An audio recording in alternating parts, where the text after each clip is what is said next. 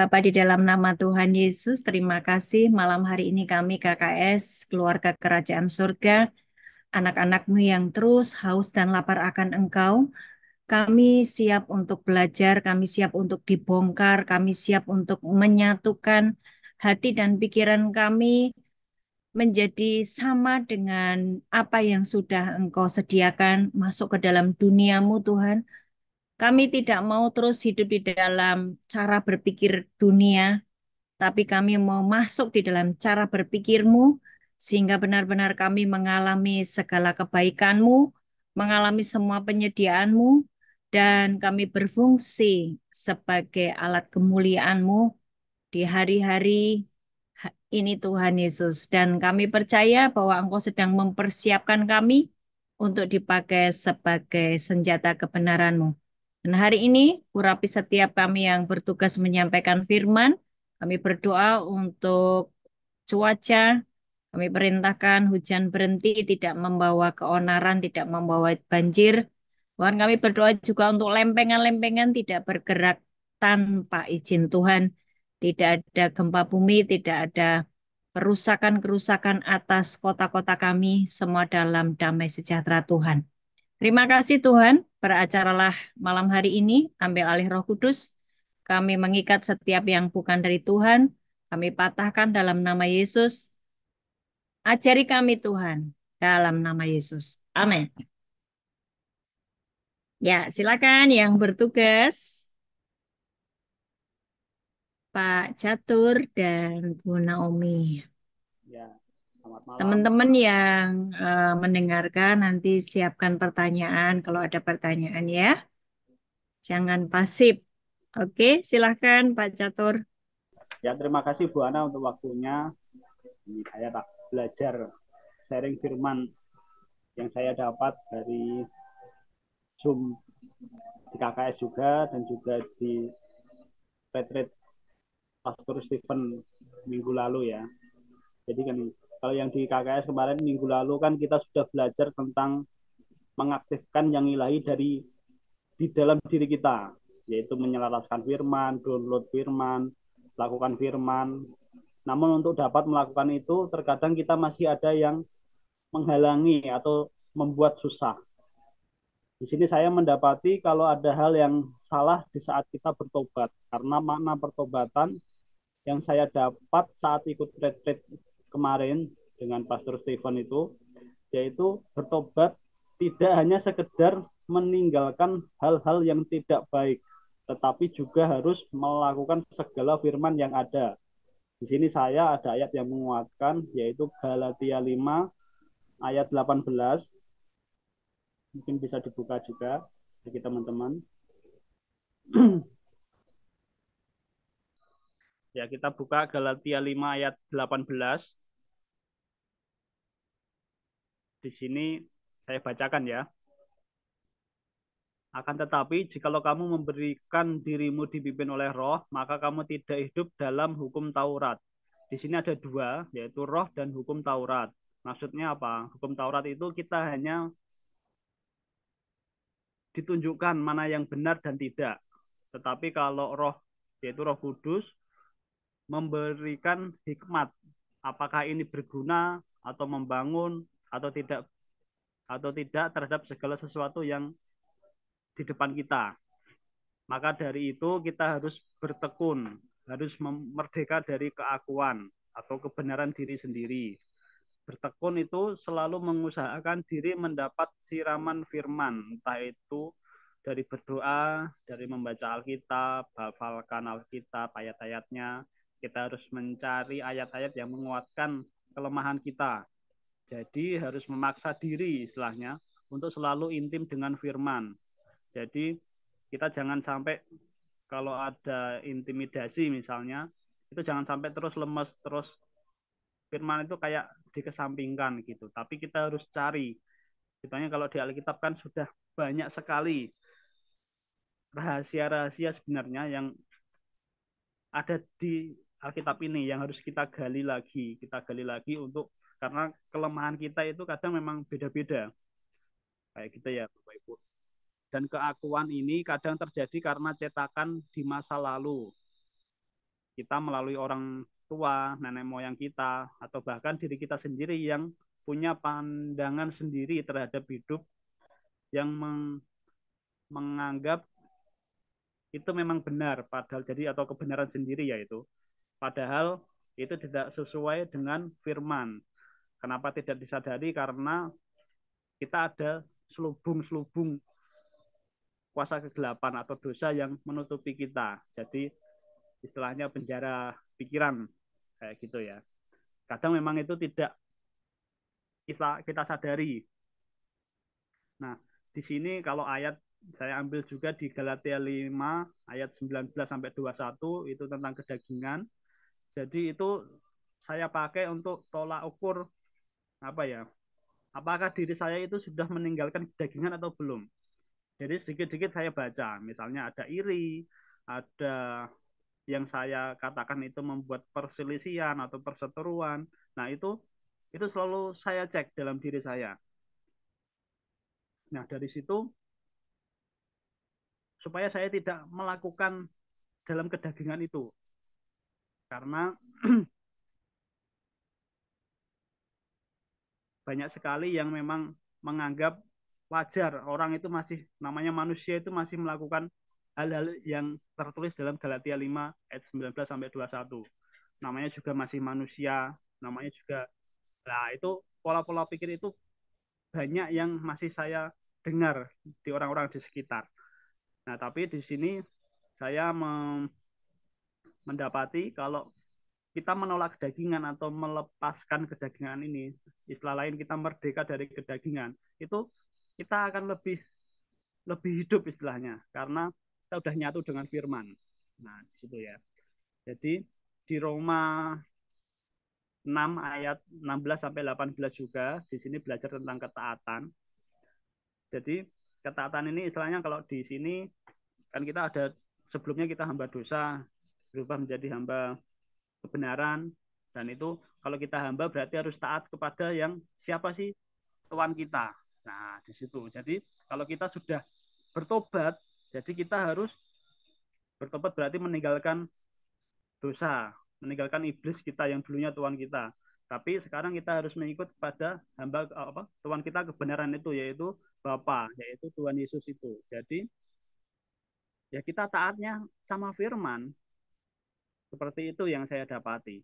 Jadi kalau kita tidak benar-benar istilahnya menyatukan diri dengan firman, meskipun satu ayat pun itu kita masih masih gampang ditarik oleh hamba yang lama. Tuhan yang lama, sorry. Tuhan yang lama. Jadi kita gampang ketarik. Nah, di situ. Terus ini jadi untuk firmannya sangat pendek, sangat singkat. Tapi saya mau kesaksian di hidup saya di dalam berkeluarga. Soalnya kalau saya sebagai suami atau sebagai bapak itu harus bisa menjadi teladan lebih dulu harusnya. Jadi semenjak tahun 2022 setelah saya bertobat itu, jadi mulai belajar menggali lagi firman dan itu kalau di posisi saya sebagai suami itu saya belajar itu untuk berkomunikasi dengan istri itu bagaimana sih yang baik. Terutama kalau saya memang semaunya sendiri atau saya salah jalan, itu saya nggak harus menang-menangan. Tapi kalau kebalikan, jadi saya harus istilahnya kalau yang saya pakai ayatnya itu 1 Petrus 3 ayat 7. Yang ayat 7 kan yang untuk suami ya. Bapak Ibu pasti udah apa namanya hafal. Saya buka dulu 1 Petrus 3 ayat, ayat yang ketujuh itu saya bacakan ya. Demikian juga kamu, hai suami-suami, hiduplah bijaksana dengan istrimu. Sebab kaum yang lebih lemah, ini ada tanda pentung, hormatilah mereka sebagai teman pewaris dari kasih karunia, yaitu kehidupan, supaya doamu jangan terhalang.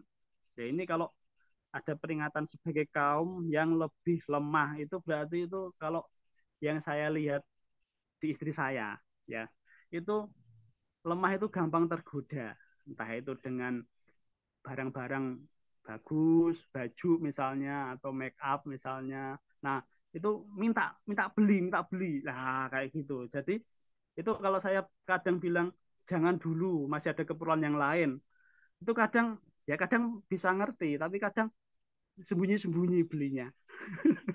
Jadi di situ kadang saya oh, oke. Okay. Jadi saya cuma mengingatkan saja dan berulang kali, tapi jangan sampai saya apa ya membuat perselisihan sama istri. Jadi saya kadang yang mengalah kalau dia mau beli yang itu. Jadi kadang ya semoga dia sadar karena apa? Pernah beberapa kali terakhir ini beli baju itu ukurannya selalu salah. Dua kali berturut-turut itu ukurannya selalu salah. Jadi itu ya cuma saya senyum-senyum aja supaya ngerti. Oh, udah tak ingatkan. Oh, gini. Nah, di situ ya.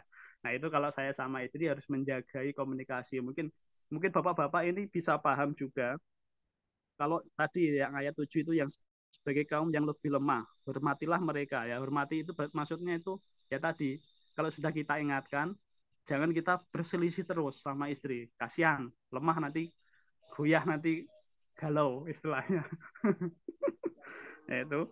Nah, itu kalau saya apa pengalaman dengan istri seperti itu. Tapi kalau dengan anak-anak, nah kalau ini anak-anak karena anak-anak saya masih usia 4 tiga mau 4 sama 5 tahun ini itu saya ada pengalaman yang benar-benar saya memang dari kecil, anak saya kecil itu yang Samuel itu mulai belajar tak ajak ngomong dari kecil memang.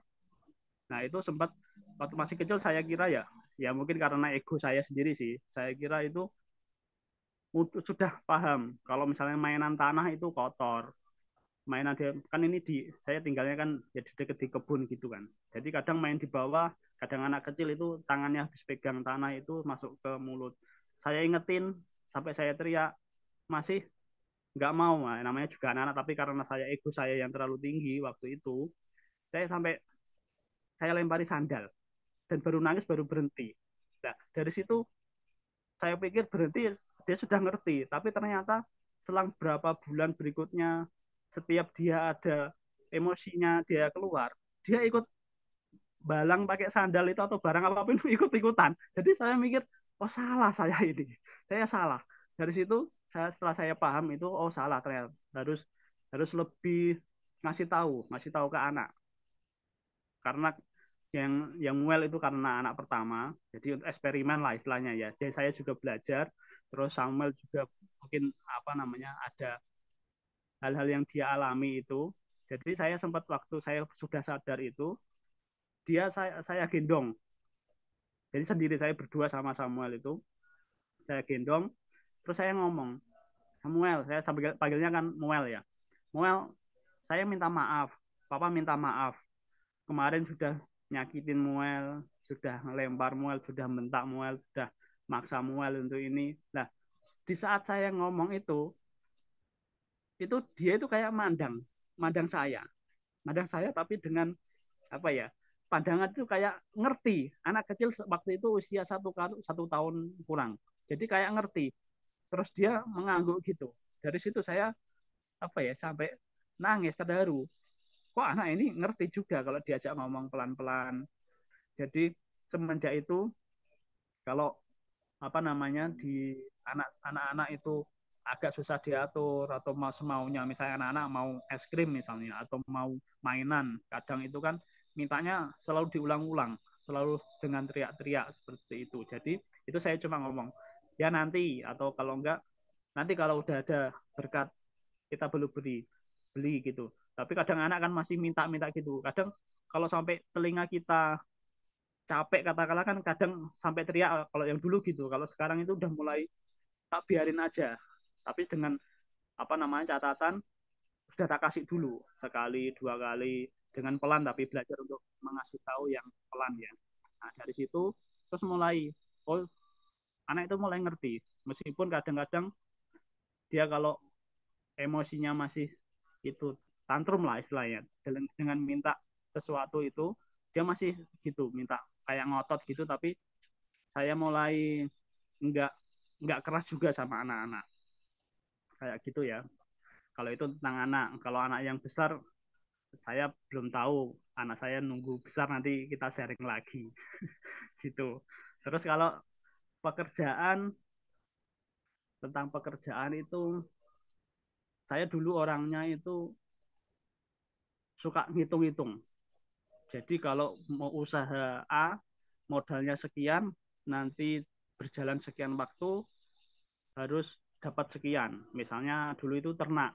Ternak kelinci itu hitungannya kalau dari beli indukan, beli apa namanya dirawat, udah mulai dikawinkan, terus mulai apa namanya, mulai beranak, beranaknya mulai gede itu bisa dijual berapa berapa berapa itu saya hitungan terus hitungan. Dan apa namanya apa, itu meleset semua karena apa? Tahu-tahu ada halangan. Jadi kadang itu anak kelincinya itu dimakan tikus, entah itu atau indukannya itu nggak bisa beranak-beranak, gagal terus, jadi cuma merawat ngasih makan indukannya aja. Jadi di situ minus operasional itu sangat habis banyak di situ. Jadi terus itu saya mikir, jadi kayak mengandalkan diri sendiri. Dari situ saya itu sebelum bertobat ya, sebelum tahun-tahun 22 itu. Jadi di situ saya mulai ya ya capek ya gimana mosok gali lubang tutup lubang, maksudnya gali lubang itu pinjem uang hutangan gitu terus bayarin itu lagi terus pinjem lagi untuk nutup yang itu lagi lah. Di situ saya mulai nggak terlalu mengejar di kalau sebelum mengejar di hasilnya, saya itu mulai ngerti bagaimana Tuhan itu bekerja atas kita. Kalau kita menempel ke firman itu Tuhan akan mengarahkan sendiri. Jadi kalau yang saya alami saat ini itu saya kan nanam apa namanya kayak sayuran gitu, kayak daun singkong sama daun kemangi. Jadi itu tinggal tak tanam, perawatan yang minim tapi bisa tumbuh bagus. Dan setelah mau panen itu pun untuk saya penjualannya itu gampang. Setiap hari itu misalnya panen itu pasti ada apa namanya tempat yang untuk dititipi itu selalu habis terus. Jadi misalnya nitipin 20 ikat katakanlah per hari itu selalu habis dan bahkan saat ini itu kurang pasokan bahan baku yang saya jual itu kurang. Jadi ini ya pelan-pelan harus belajar terus bagaimana sih apa namanya menempel terus ke Tuhan. Jadi dengan kurang dikit saya juga nggak ada ego untuk ayo buru-buru cepat harus nanam lagi yang banyak yang banyak nggak seperti itu. Jadi tapi saya belajar bagaimana sih kalau memanfaatkan apa yang ada di sini, tapi kita tetap fokus sama Tuhan.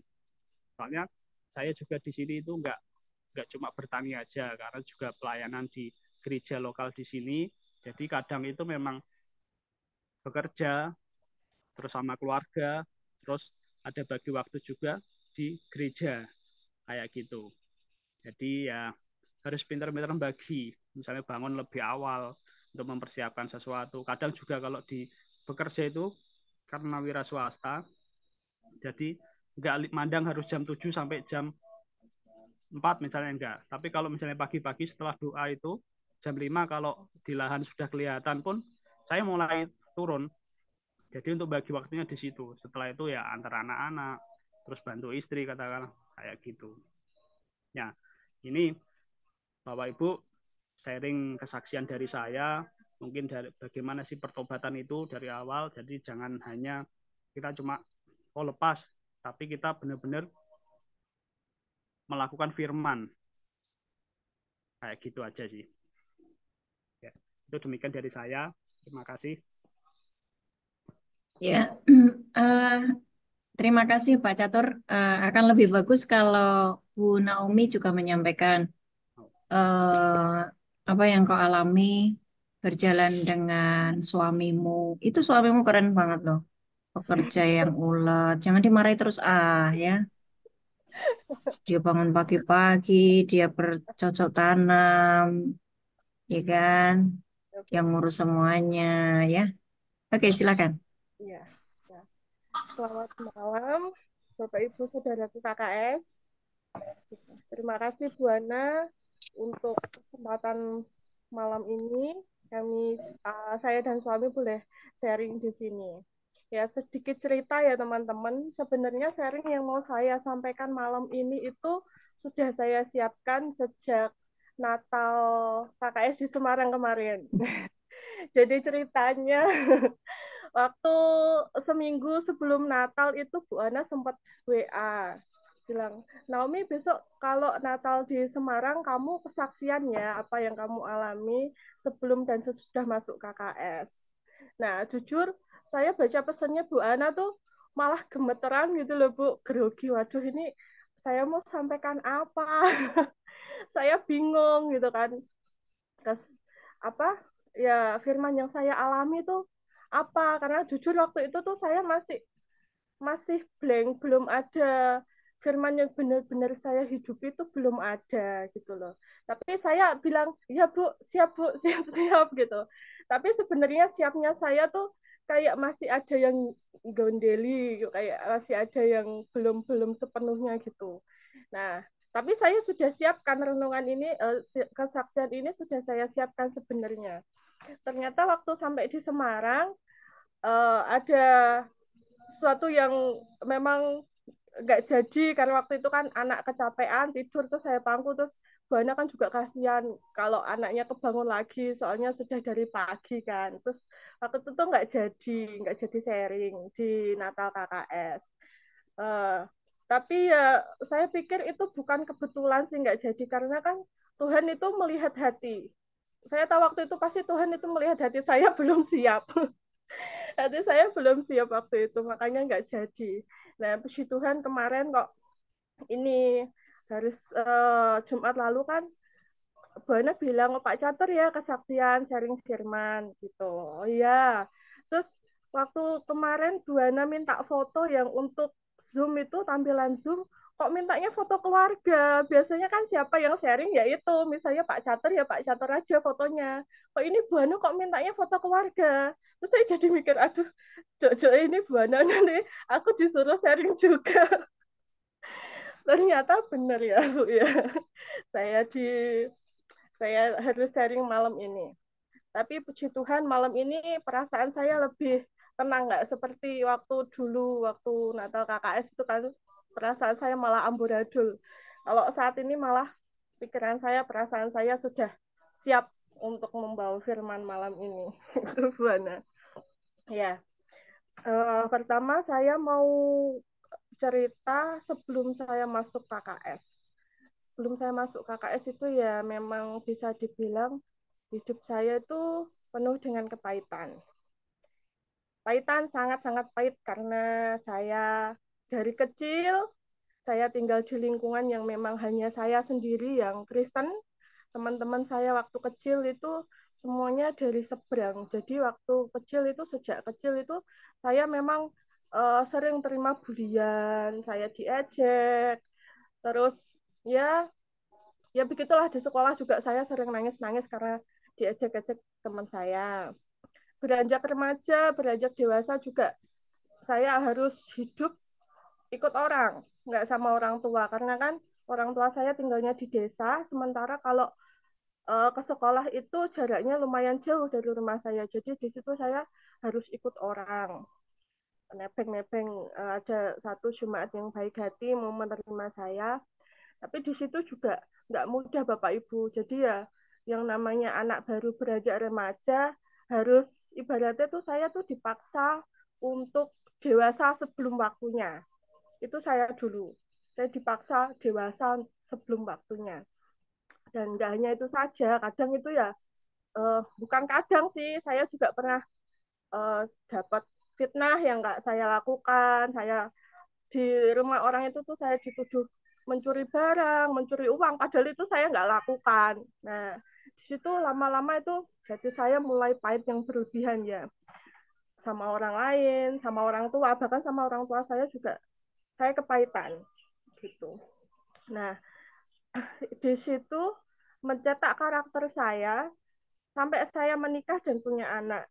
Itu saya benar-benar dalam berumah tangga itu bisa dibilang gimana ya Bu ya, amburadul lah Bu ya. Saya itu orangnya itu suami saya sabar, tapi sayangnya yang suka marah-marah. Benar. Saya itu dulu suka marah-marah. Terus nggak bisa dinasihati juga.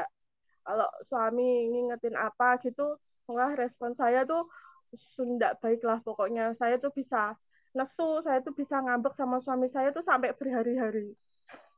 Sampai berhari-hari saya bisa ngambek nggak omongan itu sampai berhari-hari. Ya suami ngajak ngomong, tapi sayanya yang nggak mau respon dengan baik itu. Dulu saya tuh seperti itu berhari-hari. Sama anak juga nggak sabaran. Ya tiada hari tanpa marah lah Bu. Kalau saya dulu itu bisa dibilang seperti itu ya. Egois, terus pokoknya nggak ngerti lah gimana sih caranya jadi istri yang bijak, istri yang baik itu nggak ngerti. Tahu saya ya istri yang baik itu ya ya sudah aku bangun masakin kamu, kamu makan makan yolah ora yolah ibaratnya itu kayak gitu. Terus kalau misalnya pas lagi diuji, pas nggak ada uang, suami nggak kasih uang itu ya ya saya ya nesu, yang ngambek. Bang saya marahin suami saya, kamu tuh gimana sih sebagai suami kok nggak tanggung jawab, nggak ngasih uang lah, terus kita tuh mau makan apa gitu. Ada suami saya dulu tuh pernah ngasih uang itu cuma 10.000, mah ini aku berkatnya hari ini cuma ada segini ya, kamu nganu ya, cukupin ya, beras kan udah ada, tinggal beli apa tempe atau tahu. Terus saya responnya ya nggak baik, apa-apa, makan kok tiap hari cuma tahu tempe aku ya bosan. Saya itu dulu seperti itu Bu. Jadi pokoknya tiada hari tanpa marah, tiada hari tanpa nesu. Dan puji Tuhan, uh, suami saya sabar. Puji Tuhan, saya dapat suami, Tuhan itu ya luar biasa memberikan suami yang baik, yang sabar menghadapi saya yang seperti ini. Makasih ya Pak. Dan waktu itu ya awal ketemu Buana. Nah, awal ketemu Buana itu tahun 2022 itu memang awal saya bertemu dengan Buana. Nggak tahu waktu itu mungkin Buana sudah melihat saya, wah anak ini amburadul, harus saya selamatkan mungkin gitu ya Bu ya. Ya, terus saya ketemu Buana, terus setelah itu kami doa pelepasan sama Buana. Ya saya merasa setelah doa pelepasan itu ya sudah free, sudah bebas, kayak ya semakin baik lah, ada perubahan, ada progres gitu ya Bu ya. Tapi ternyata ini proses yang uh, proses yang Tuhan berikan itu kok kayak kelihatannya nek pas membaca gitu potong kedagingan apa gitu kayak mudah, tapi dalam prakteknya itu kok nggak mudah sama sekali gitu loh Bu. Saya nggak tahu sama prosesnya. Nggak tahan gitu kan. Roh Kudus sudah ngasih tahu, kamu jangan marah lagi, kamu jangan nesunan lagi, kamu jangan cekcok lagi gitu. Tapi kayak lebih yang keluar itu lebih ke akuanku, lebih egonya saya lagi yang keluar gitu ya Bu ya. Lebih ke situ. Terus sampai akhirnya ibaratnya ya tobat kumat, sudah diingetin Buana, sudah diingetin suami, Mas Andi juga sering ngingetin saya, tapi itu masih kalau habis diingetin ya, oh iya, iya, aku salah Tuhan, ampuni aku Tuhan. Rajin lagi baca Alkitab, rajin lagi worship, tapi setelah ketemu lagi prosesnya, kok kayak nggak tahan lagi, kesenggol sidik nesu, terus kayak tersinggung sedikit jadi pahit lagi. Nah, jadi kayak gitu Bu, jadi bulat gitu ya Bu ya. Sampai akhirnya itu tahun 2024 ini, awal tahun ini, Tuhan itu kasih warning yang buat saya tuh luar biasa. Tuhan itu kasih peringatan bagi keluarga kami, terutama bagi saya ya. Itu lewat anak-anak. Nah, awal tahun ini itu anak-anak dua-duanya keluar masuk rumah sakit itu 2 kali, Bu. Padahal dulu dari kecil, dari bayi tuh mereka jarang sakit gitu loh. Sakit ya wajar lah, batuk pilek diobatin sendiri sembuh, ke berobat ke apa ke bidan gitu sembuh. Nah, tapi ini tuh eh, Januari kemarin itu sebulan 2 kali tuh mereka keluar masuk rumah sakit. Terus itu saya mulai oh Iya ya Tuhan, ini tuh warning, ini tuh teguran darimu supaya aku tuh lebih bisa, aku melepas egoku, keakuanku, kayak gitu kan. Supaya aku tuh terhubung denganmu. Soalnya kalau aku nggak terhubung sama Tuhan ya, ini tuh pasti akan terjadi terus dan makin ke depan itu pasti semakin ada banyak masalah-masalah yang terjadi. Semakin ada banyak masalah yang terjadi ya Bu ya. Terus saya akhirnya dari situ mulai ikut tracknya Tuhan, mulai ikut jalurnya Tuhan, mulai belajar sepenuhnya mengandalkan Tuhan. Berarti bertobat, pertobatan yang benar-benar benar-benar yang saya pertobatan apa Pak sejati, pertobatan sejati. Nah itu mulai dari situ saya mulai sadar. Karena kalau saya tetap seperti ini, saya tetap nesunan, tetap apa namanya marah, tetap pahit, itu pasti nggak akan selesai dan pastinya akan tambah ruwet, akan tambah bulat gitu ya Bu ya. Dari situ juga saya dapat firman di 1 Petrus 3 ayat 1-6. Saya mau bacakan ya Bu ya. 1 Petrus 3 ayat 1-6.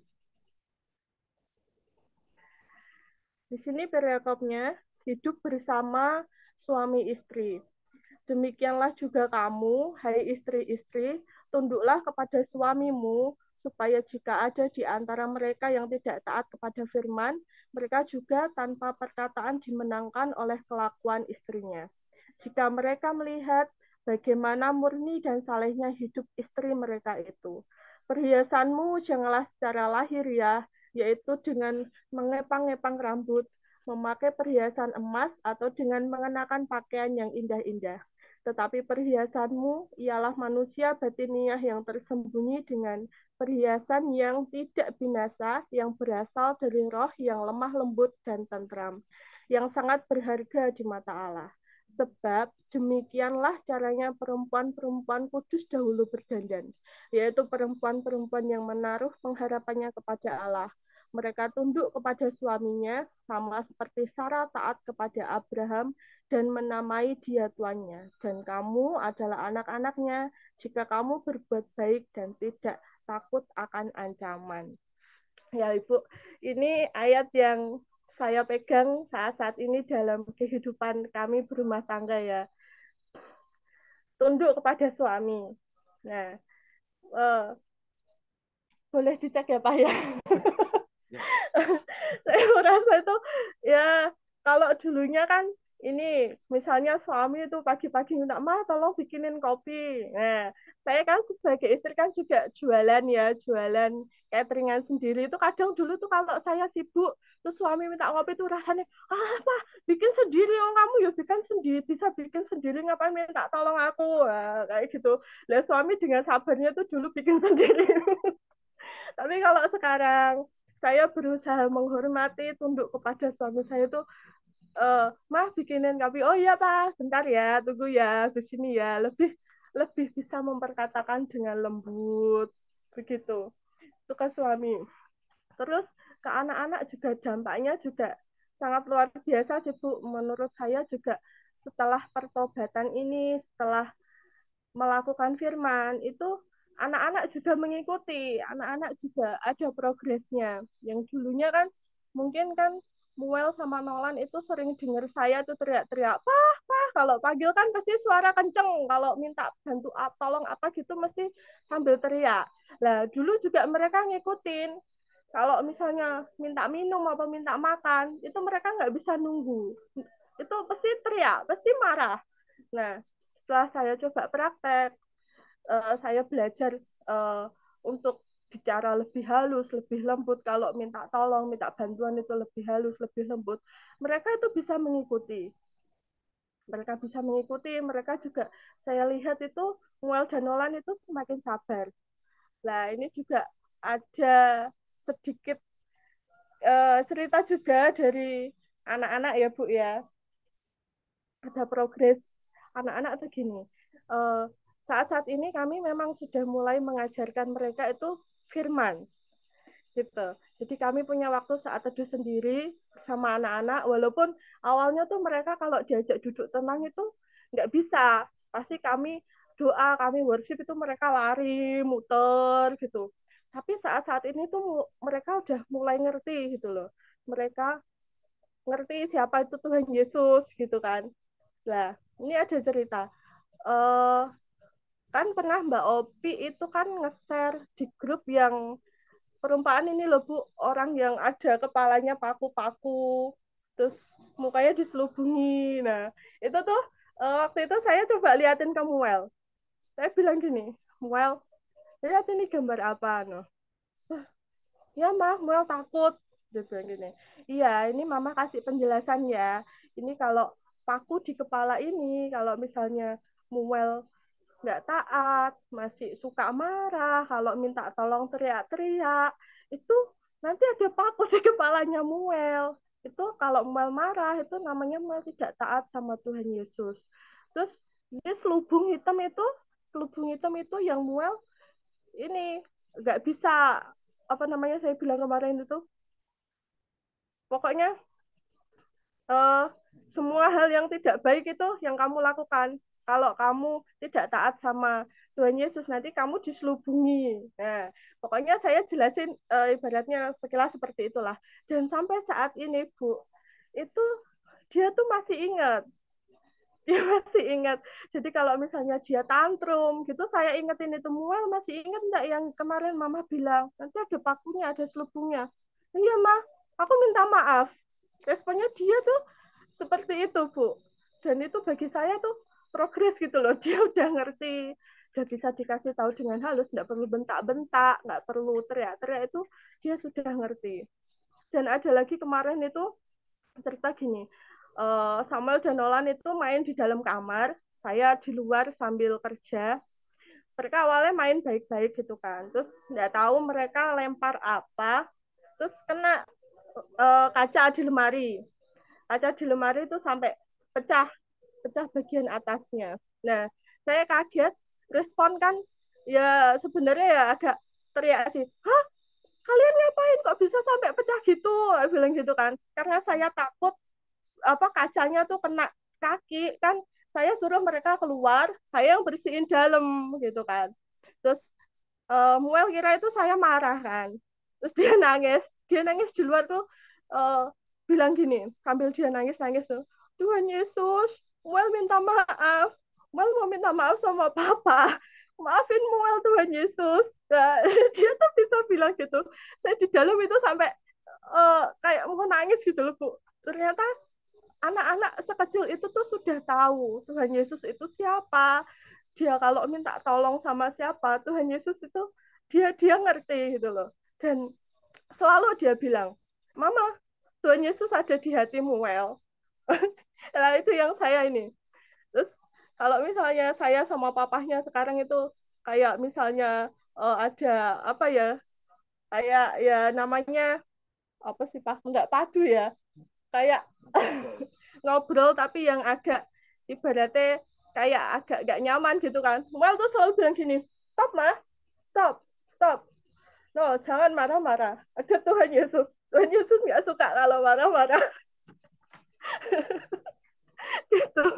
Jadi tuh malah anak-anak tuh yang jadi warning lah ya Bu buat kami. Supaya kami tuh gimana sih caranya kami mengambil sikap di depan anak-anak itu supaya kami jadi contoh dan teladan yang baik buat mereka. Gitu sih Bu ya. Jadi ya puji Tuhan kami sudah ibaratnya semakin mengalami buah-buah pertobatan kami. Puji Tuhan. Ya, buah-buah pertobatan yang kami rasakan itu yang pertama semua dimenangkan oleh firman. Semua dimenangkan oleh firman. Itu contohnya kami semakin hari semakin bisa mengikis kedagingan kami, walaupun belum sepenuhnya ya Bu ya, tapi semakin hari itu sudah semakin mengikis, saya juga semakin hari itu sudah semakin ibaratnya tuh sudah saya merasa tuh sudah tidak seperti dulu lagi lah, sudah mulai banyak perubahan, terus mulai tenang, tidak seperti dulu lagi. Kalau dulu itu kan kalau pagi aja, pagi moodnya udah nggak baik itu pasti sepanjang hari itu terus nggak karuan, ada aja masalah yang terjadi. Tapi kalau sekarang itu setiap pagi saya berusaha bangun pagi untuk saat teduh dulu, ketemu Tuhan dulu. Nah itu rasanya sepanjang hari itu hidup dalam penyertaan Tuhan, hidup dalam hadirat Tuhan tuh enak gitu loh. Jadi walaupun masalah itu ada, tapi itu bisa menghadapi dengan tenang. Ada firman yang keluar. Nah, terus kami juga merasakan ada progres. Progres itu bukan berarti soal materi aja ya Bu ya, tapi progres di semua aspek lah, untuk anak-anak, untuk kesehatan kami, untuk pekerjaan kami, semuanya itu progres. Saya merasa itu semua Tuhan, dalam kendali Tuhan. Dan yang ketiga itu kami lebih siap dipakai sebagai alat kebenarannya Tuhan, senjata kebenarannya Tuhan itu ya. Begitu sih Bu sharing saya malam ini. Ya, terima kasih Bu Ana yang sudah memberi kesempatan bagi saya. Mungkin masih agak plegak-plegok, agak terbata-bata, tapi saya akan berusaha lebih baik lagi Bu Ana. Terima kasih. Ya, luar biasa kesaksiannya ya, Bapak Ibu diberkati semuanya ya. Ini bukan bukan sesuatu yang sulit ya. Masalahnya mau apa tidak gitu ya. Tuhan sudah menyediakan semuanya. Tuhan juga sudah mengajari. Tuhan sudah memberikan mentor-mentor ya kan. Tinggal kita mau apa tidak hidup di dalam dunianya Tuhan. Dan keluarga Pak Catur dan Bu Naomi sudah mulai bisa menikmati indahnya hidup di dalam dunianya Tuhan ya.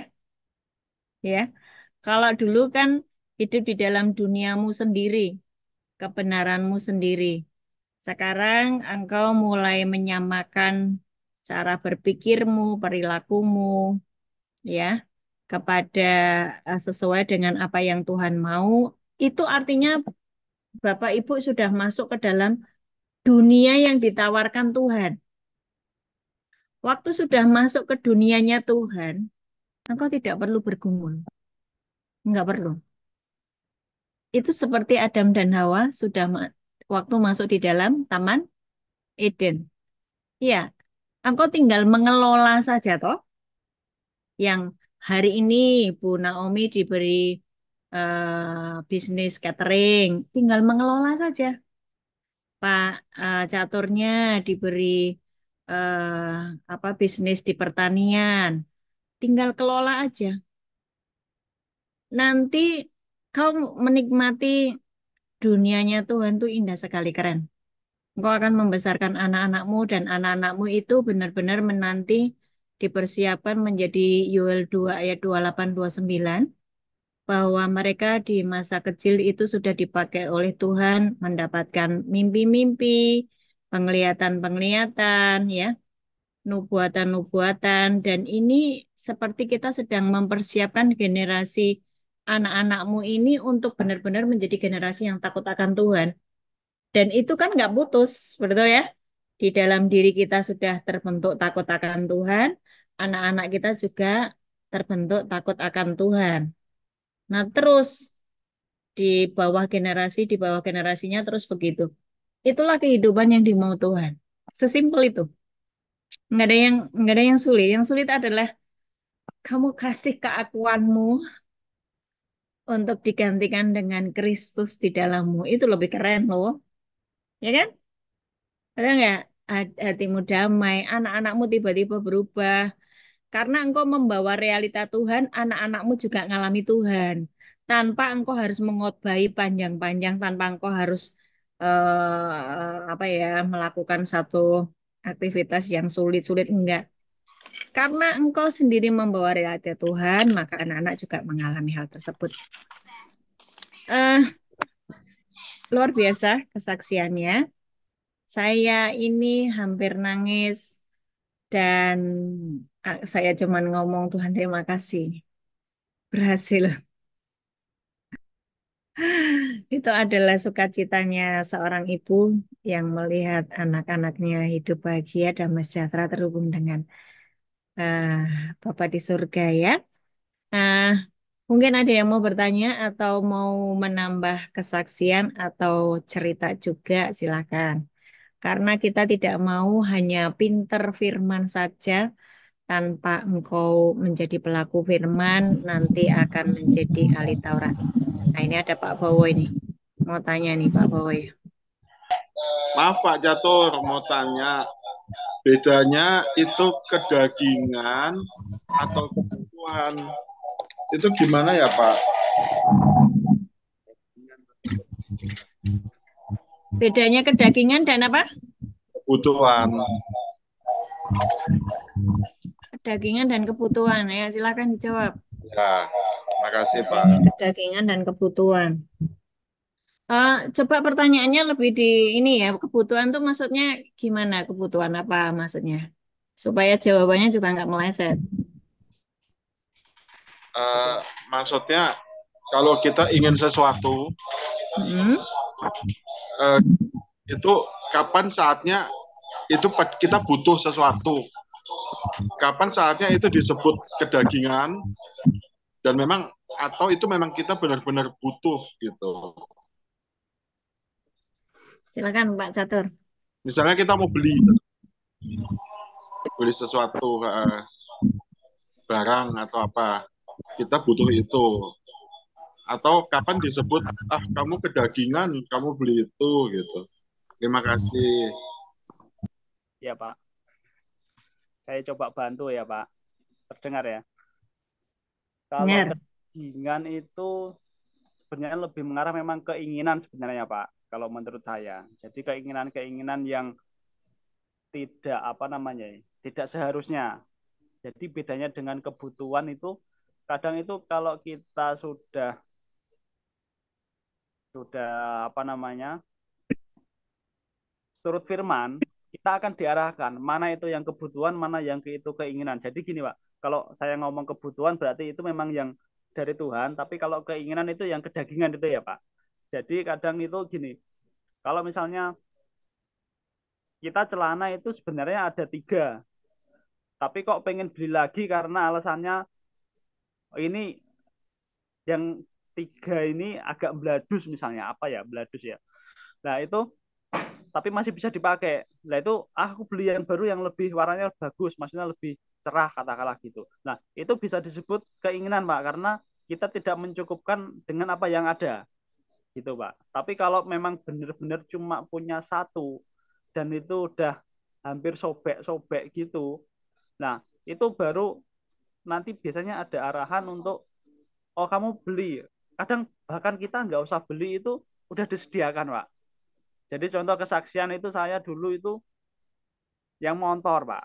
Motor saya sepeda motor itu ban itu udah tipis depan belakang, rem itu juga depan belakang itu mau habis. Waktu itu mau pergi ke gereja pelayanan itu bocor dan setelah bocor saya tempel itu baru bisa pergi. Itu kan sore-sore ya. Terus malamnya itu ada kabar kamu apa namanya banmu depan belakang itu harganya berapa? Ada yang tanya gitu. Nah itu langsung di besok ganti. Terus nanti sekalian kalau di bengkel cek kampas remnya depan belakang cek, ban dalamnya cek semua. Nanti ada yang bayarin. Nah dari situ, oh apa bener ini. Jadi pagi-pagi itu pun setelah saya tembel itu sorenya, waktu mau saya bawa ke bengkel untuk cari bengkel yang buka ganti ban itu pun bocor lagi. Jadi sampai saya paksain berangkat supaya dapat bengkel itu dan itu memang diganti semua itu saya nggak pegang uang tapi memang terus di apa namanya dicukupkan Tuhan dikasih Tuhan semua sampai depan belakang bannya itu keluar dalam sama rem kampasnya itu diberikan kayak gitu Pak. Jadi kalau kita punya sesuatu yang lebih itu kadang-kadang itu kalau kita ada bisikan untuk nambah lagi itu biasanya yang keinginan yang kedagingan itu Pak. Kalau saya di situ sih Pak, mungkin bisa ditambahi Bu Ana. Ada yang mau nambahin? Pak Bowo cukup jelas? Ya Bu, gimana kalau mau menghilangkan atau mengikis kedagingannya itu ya Pak? Ada syarat-syaratnya gitu Pak, cara-caranya. Terima kasih Pak. Ya, Pak. Kalau saya ya Pak, mengikis kedagingan itu awal-awal dulu itu. Kalau saya kan jatuh ke dalam hawa nafsu ya Pak. Nonton film yang nggak bagus, meskipun sudah punya istri, tapi kayak gitu ya Pak. Jadi itu saya paksakan untuk supaya enggak. Yang membuat mengarah ke situ, saya Potong.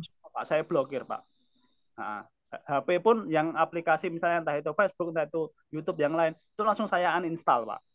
Terus saya lebih mengarah ke dengar lagu pujian, meskipun harus download, harus gimana, ya kayak gitu Pak. Jadi memaksakan apa yang jadi kelemahan itu harus kita paksakan hindari dulu Pak. Jangan sampai itu ada di depan mata, kira-kira pikirannya ke situ, nanti biasanya masuk ke situ Pak. Jadi kita harus membatasi dulu, kasih pagar dulu untuk yang kedagingan itu Pak. Kedagingan itu kan kelemahan ya Pak. Jadi jangan sampai kita lemah lagi terus masuk ke situ lagi Pak. Begitu. Caranya gitu sih. Sama ada gini Pak. Biasanya saya pakai itu 1 Yohanes 1 ayat 9 kalau nggak salah ya. Bentar Pak, saya buka. Itu biasanya ada satu ayat yang menguatkan saya Pak. Jadi kalau enggak, bentar, saya bukakan. Jadi Pak, ya 1 Yohanes 1 ayat 9. Jadi waktu dulu saya pertobatan pertama ya Pak, itu saya pakai itu untuk melawan iblisnya Pak. Jangan sampai jatuh dalam dosa lagi. Jadi saya bacakan, jika kita mengaku dosa kita, maka ia adalah setia dan adil, sehingga ia akan mengampuni segala dosa kita dan menyucikan kita dari segala kejahatan. Nah, jadi kita ucapkan, hei iblis kau diam, Tuhan sudah mengampuni aku. Nah, gitu Pak. Jadi itu nanti iblisnya langsung tahu-tahu pikiran-pikiran yang kedagingan itu lenyap. Kalau saya merasakan sih gitu Pak. Mungkin bisa membantu Pak. Ya, ya itu sudah jawabannya sudah jos tuh. Ya, Jadi gini, banyak anak Tuhan itu membiarkan kelemahannya tetap ada di dalam dirinya. Dia tidak frontal untuk menghadapi kelemahannya. Itulah yang membuat banyak orang tidak progres ya. Jadi tetap tinggal di dalam kelemahannya. Kelemahan tidak hanya misalnya nonton pornografi, enggak. Banyak hal kelemahan, misalnya malas. Malas itu juga kelemahan loh. Malas itu membuat engkau delay terhadap setiap arahan Tuhan. Nah, engkau tetap tinggal di dalam kelemahanmu itu, tetap malas. Nah, ya udah, ya kita nggak akan kemana-mana, ya, nggak akan kemana-mana. Jadi setiap orang mengerti kelemahannya. Ada yang kelemahannya perempuan, ada yang kelemahannya perzinahan, ada yang kelemahannya kemalasan, ada yang kelemahannya makanan, ada yang kelemahannya dusta. You mesti frontal untuk menghadapi kelemahanmu itu dan berkata, aku lebih dari pemenang. Begitu, ya. ya Ada terima yang kasih. kelemahannya delay. Delay itu entar sok terus. Ya, gimana, Bowo? Ya, terima kasih Bu Ana. Terima kasih Pak Catur. Tuhan berkati. Ya Pak Bowo. Ya, ada lagi yang mau bertanya?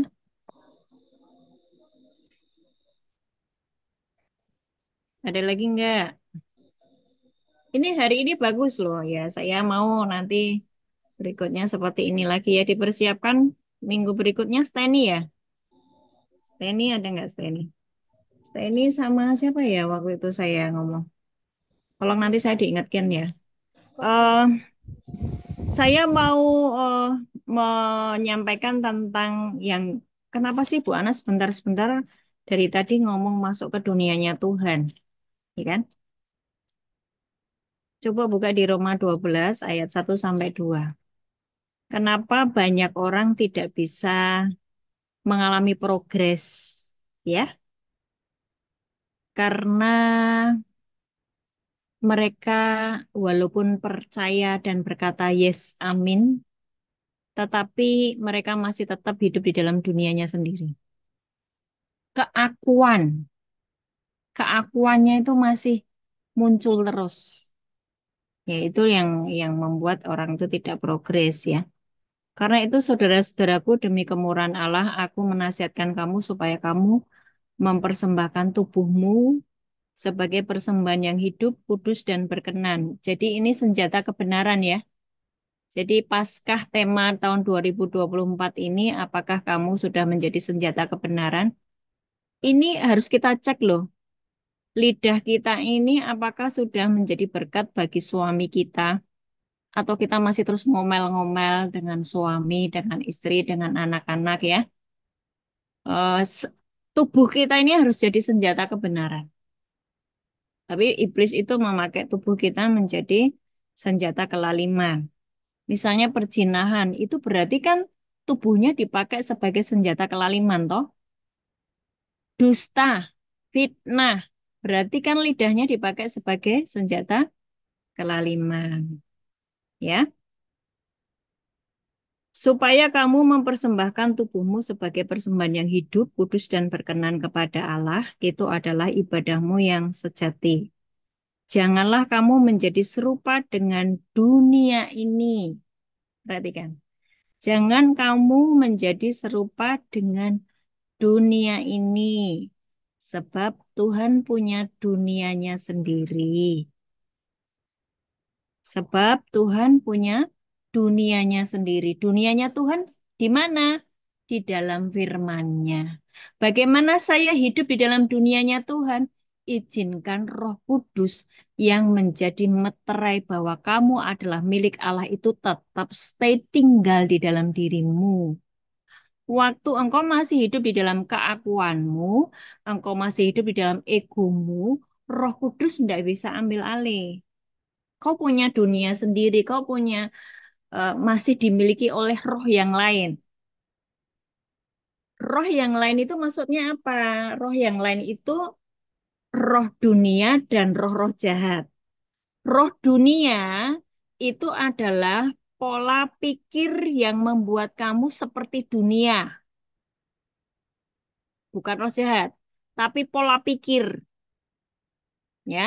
Misalnya namanya manusia ya wajar jatuh dalam dosa. Oh, semua orang juga selingkuh, kenapa kita nggak boleh selingkuh?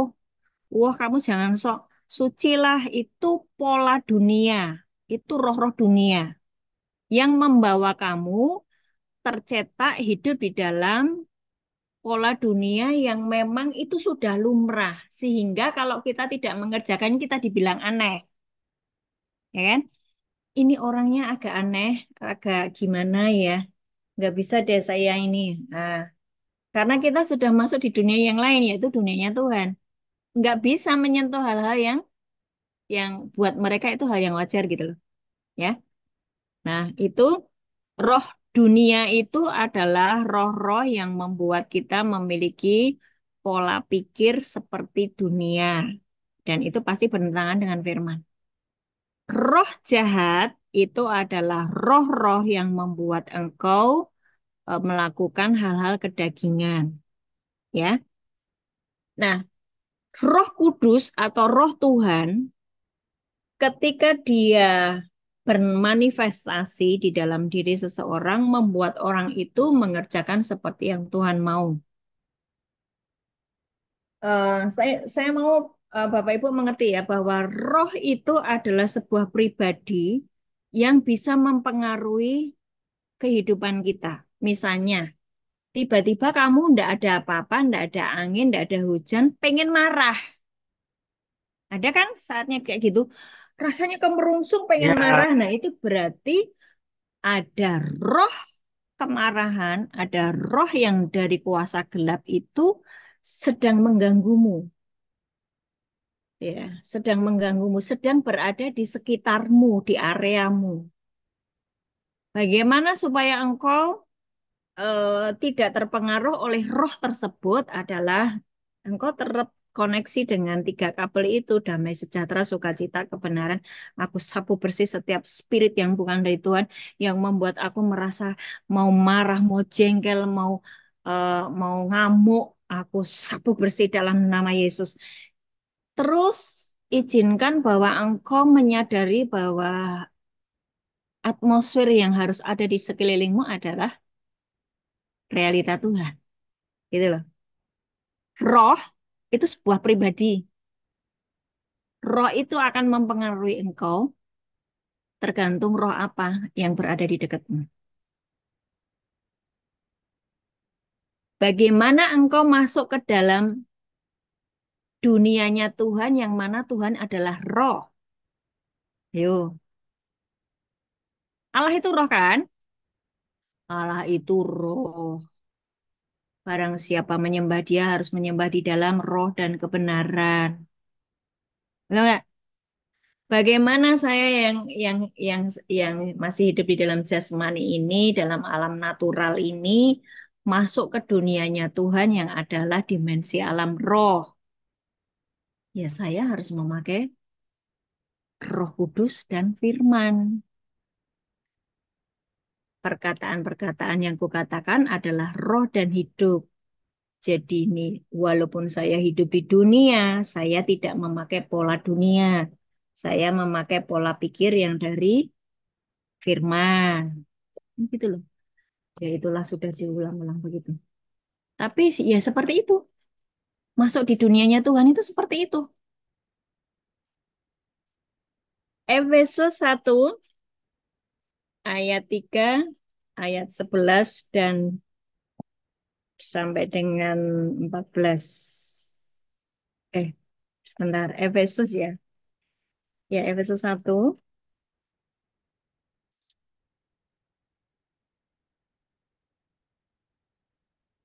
ayat 3 dulu. Terpujilah Allah dan Bapa kita. Ini jadi pegangan ya. Ini pegang ayat ini ya. Ini pegang ayat ini. Terpujilah Allah dan Bapa Tuhan kita Yesus Kristus yang di dalam Kristus telah mengaruniakan kepada kita segala berkat rohani di dalam surga. Segala berkat. Semua yang kau butuhkan untuk engkau hidup di dunia ini, baik di dunia maupun yang nanti di dalam kerajaan surga. Semuanya sudah disediakan.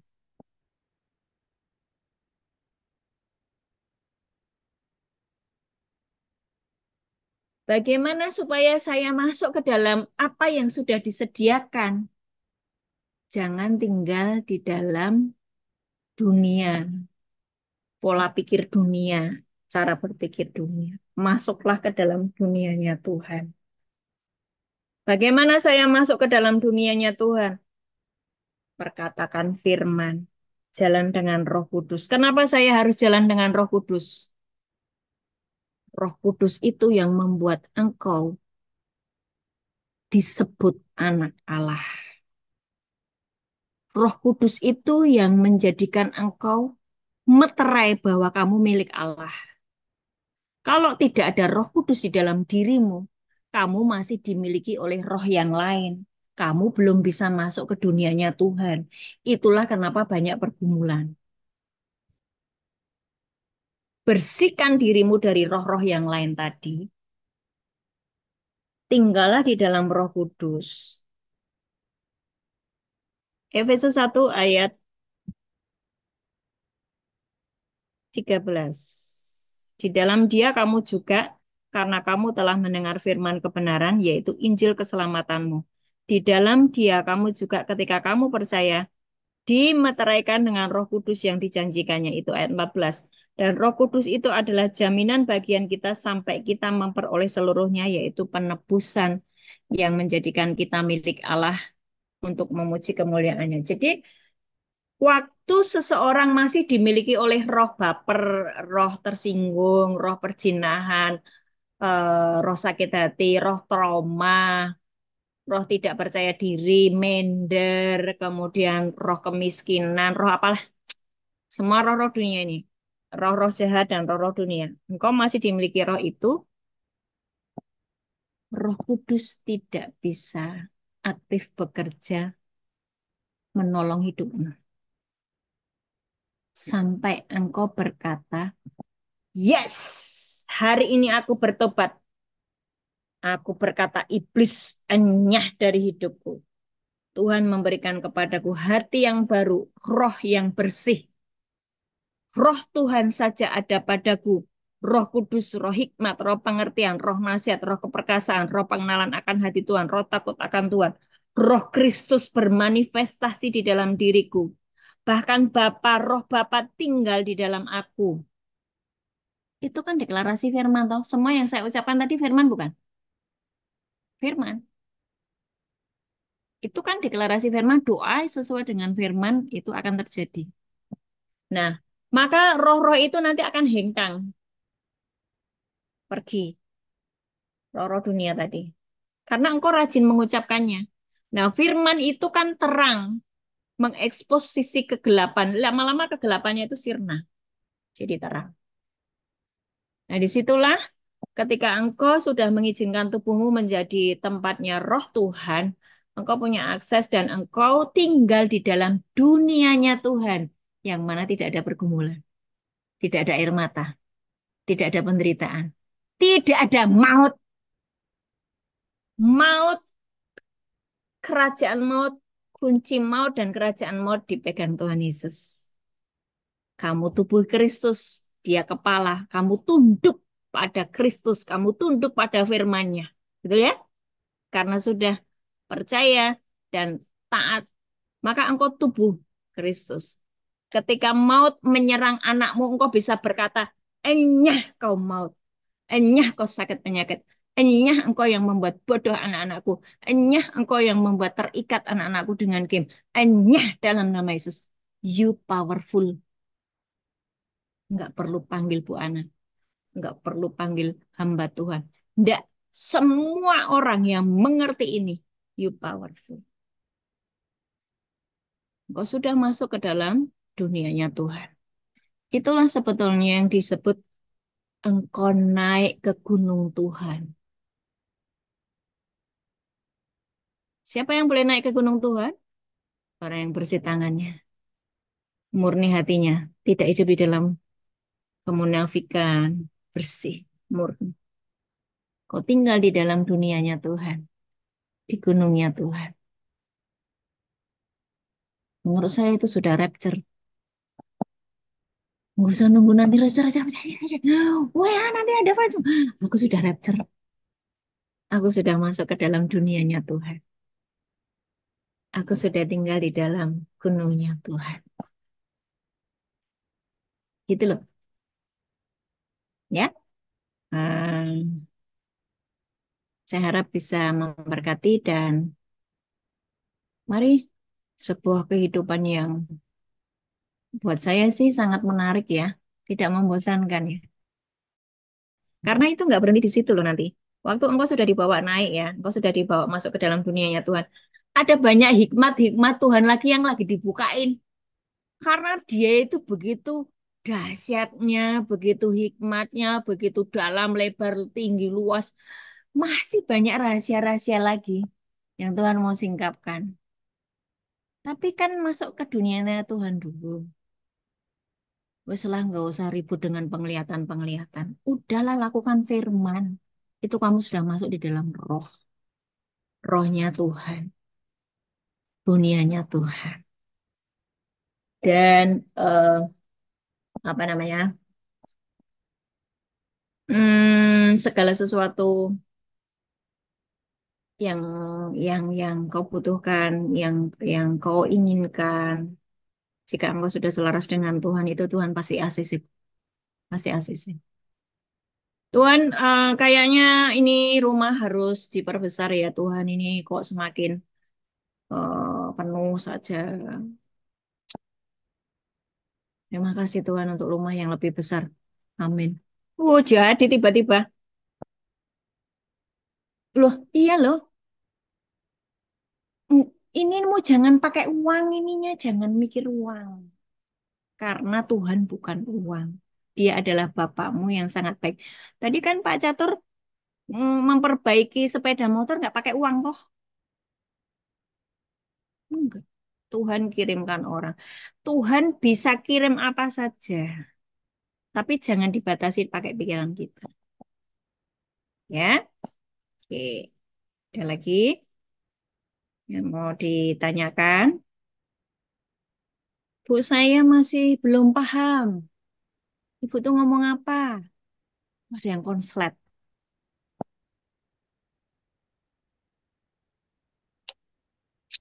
Ih, ibu gitu amat sih kok ngomongin saya konslet. Ini biasanya yang konslet kayak gini nih ya. Roh Kudus sudah memberitahukan kepadamu, tapi engkau suka abai, mengabaikan. Waktu Roh Kudus sudah memberimu nasihat dan engkau mengabaikan, nah itu. Makanya suka nggak ngeh kalau dikasih tahu itu sulit untuk diberitahu. Itu ya, yuk. Siapa yang mau tanya supaya pintar semuanya? Kamu semuanya pintar ya. Silakan. Ya, Chris. Chris mau tanya ya. Chris, kamu sudah Ya, sembuh? sudah. Ini jahitannya udah sembuh tadi, kontrol udah dilepas semua, udah beres. Oke, puji Tuhan. Nah, gimana? Ya, akhir-akhir ini saya belajar ini apa namanya? Kan papi saya kan juga masih sering apa kayak debat sama saya kalau di rumah gitu. Tapi saya belajar jaga hati saya supaya tetap tenang, damai sejahtera. Jadi saya nggak kayak dulu lagi. Kalau dulu sampai marah sampai hatinya nggak Emosional. karuan. Nah, ini tetap walaupun kayak debat gitu, tapi hati ini tetap tenang, damai gitu. Jadi apa tahu-tahu terus ini pulang papi saya udah kayak tenang lagi gitu. Jadi emang pikiran kita yang harus dijaga dulu bersih. Jadi bisa membuat atmosfernya itu jadi berubah di rumah gitu. Jadi saya belajar tidak menghakimi pikiran saya, tidak menghakimi papi saya itu, tapi saya belajar untuk menundukkan apa namanya keakuan saya dulu gitu, yang kayak apa eh, suka membenarkan diri sendiri atau misalnya kayak tidak tidak setuju protes gitu, itu saya ini belajar sama Roh Kudus tuh. Mendengarkan. Ah, itu saya belajar ngikuti arahannya itu kayak ngikuti perasaannya itu yang gimana yang benar gitu. Kalau yang misalnya TikTok itu ada yang tidak damai, kayak ada yang kayak yang ganggu di sini itu beres-beres dulu, saya langsung warning itu kayak gitu. Dan itu juga saya masih belajar juga Buana kayak apa selama ini saya jalan itu misalnya ketemu sama orang apa, Hmm. kalau misalnya saya mulai nggak enak hati gitu, ya belajar tanya sama Roh Kudus ini bener apa enggak Tuhan gitu. Terus ya masih belajar lah. Ya gitu, mohon bimbingannya Tuhan. Iya, memang seperti itu. Jadi nggak ada yang namanya instan ya, langsung terus tiba-tiba pintar gitu. Setiap hari itu kita latihan mendengarkan suara Tuhan. Jadi gini, bagaimana supaya kita mendengar suara Tuhan itu jelas? Ya, bagaimana supaya tidak ada dua suara di dalam diri kita? Yaitu tadi kembali bahwa saya sudah mati terhadap diri saya sendiri. Saya sudah mati terhadap ego saya. Saya sudah mati terhadap keinginan-keinginan saya. Saya mengizinkan Roh Kudus saja yang ambil alih atas hidup saya. Maka suara Roh Kudus itu menjadi jelas. Ya, waktu kamu nggak punya konflik, kamu nggak punya persepsi negatif atas orang, kamu tidak punya yang namanya roh menghakimi. Kamu dalam damai sejahtera sukacita. Kamu di dalam kebenaran. Itu kan berarti Roh Kudus di dalammu. Tapi kalau hatimu sudah mulai eh, apa ya, mulai ada sesuatu yang negatif itu masuk, itu campur suaranya. Ma- Maksud ya, paham ya? Jadi gini, bagaimana supaya ketika saya mendengar Roh Kudus itu clear, jelas bahwa itu suara Roh Kudus. Saya harus sudah mati terhadap keinginan. Saya sudah mati terhadap diri saya sendiri. Saya sudah mati terhadap dosa. Saya mengizinkan Roh Kudus diam di dalam saya, ambil alih atas seluruh hidup saya. Maka saya mendengar Roh Kudus berbicara. Sudah Iya, jalan dengan Roh Kudus itu. Sip, iya, sesederhana itu loh. Sesederhana itu. Yang menjadi tidak sederhana ketika saya masih punya keraguan. keakuan. Ya, masih punya kedagingan, masih punya konflik, masih punya ambisi pribadi yang tidak sama dengan kemauan Roh Kudus. Iya, Gitu. Bagaimana menyelaraskan keinginan saya dengan keinginan Roh Kudus? Baca firman. Ya tak? iya. Iya, gitu. Yuk kita semuanya. Dan saya tambah seneng ini. Tambah banyak yang mudeng. Ya. Terus Christian, saya mengenal kamu di awal-awal itu. Sekarang sudah jauh berbeda. Kamu sudah lebih keren, ya. Ya, ada progres yang luar biasa yang saya lihat. Terus maju ya. Saya Iya. tahu papamu sebentar lagi bertobat. Dia sebentar Amin. lagi akan banyak bertanya kepadamu. Jadi, waktu kamu harus ngerti firman-firman supaya nanti kalau papa ngajak diskusi masalah firman, kamu ngerti jawabannya. Ini Iya. firmannya begini loh, Pak. Maksudnya begini, Pak. Gitu. Hmm. Jangan dengan adu argumen, tapi kalau dia bertanya jawab, kalau dia tidak bertanya tidak usah menggurui. Iya. Ya, sip. Maju terus. Oke, ada lagi? Ada lagi yuk, silahkan siapa yang mau bertanya atau menambahkan. Oh, tadi ada pertanyaan loh, Pak Wahyu ya, kalau nggak salah ya. Coba dibaca ya. Pertanyaannya ke Pak Catur tuh. Pertanyaan, apa yang dimaksud dengan penjara pikiran, hubungannya dengan manusia lama? Nah, silakan Pak Catur dijawab. Udah bisa itu jawab. Penjara pikiran dengan hidup yang lama ya. Jadi Iya. penjara pikiran itu kayak kita itu nganu Pak. Pikiran kita itu kayak dibatasi gitu loh Pak. Kayak bikin misalnya baca Alkitab itu mustahil, mustahil. Nah itu jadi pikiran kita itu masih kayak di penjara Pak. Kayak gitu Pak. Jadi kalau hidup lama.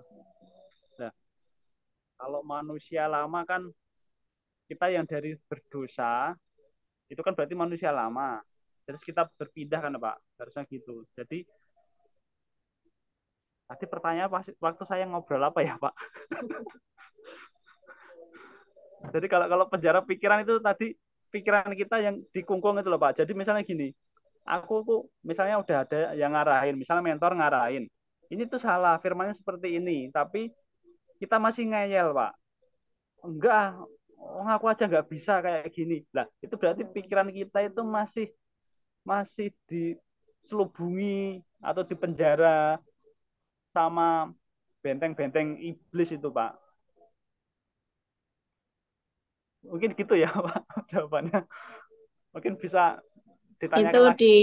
dikasih di ayat ini Pak Catur. 2 Korintus 10 ayat 4 sampai dengan 5. Jadi penjara pikiran itu, pikiran kita tidak bisa diselaraskan dengan pikiran Kristus. Ya, Iya, iya, iya. ini biasanya adalah orang-orang yang sangat logika ya. Orang yang sangat pandai, sangat cerdas, sangat logika, sangat intelek itu untuk mempercayai firman, mereka butuh kerja keras karena itu nggak masuk akal. Firman itu kan nggak masuk akal toh. Nah, karena di sininya inteleknya di di pikirannya itu udah dikunci. Nah, ini di 2 Korintus 10 ayat 4. Karena senjata kami dalam perjuangan bukanlah senjata duniawi, melainkan senjata yang diperlengkapi dengan kuasa Allah yang sanggup untuk meruntuhkan benteng-benteng. Ini perhatikan, ini ada benteng-benteng. Bentengnya di mana? Ayat 5. Kami mematahkan setiap siasat orang dan merubuhkan setiap kubu. No, tadi ada benteng, sekarang kubu. Yang dibangun oleh keangkuhan manusia. Karena keangkuhan ya. Keangkuhan manusia. Karena terlalu pinter, karena terlalu sombong, karena terlalu keakuannya, angkuh. Nah, dibangun oleh keangkuhan manusia untuk apa? Menentang pengenalan akan Allah. Kami menawan segala pikiran dan menaklukkannya kepada Kristus. Semua benteng, semua kubu-kubu tadi, semua yang dibangun oleh iblis tadi, yang membuat kita tidak bisa mengenal kebenaran, adanya di sini. Makanya kamu disuruh memiliki pikiran Kristus. Makanya Kristus itu kepala, kamu tubuhnya. Iya tak? Lenek kepala nih pakai kepalamu dewe. Iya, rak barbar. Nah, segitu itu terjadi konsleting, ya tak? Sakit jiwa. Nggak nyambung dengan firman, konslet. Makanya izinkan Kristus itu menjadi kepala, engkau itu tubuhnya.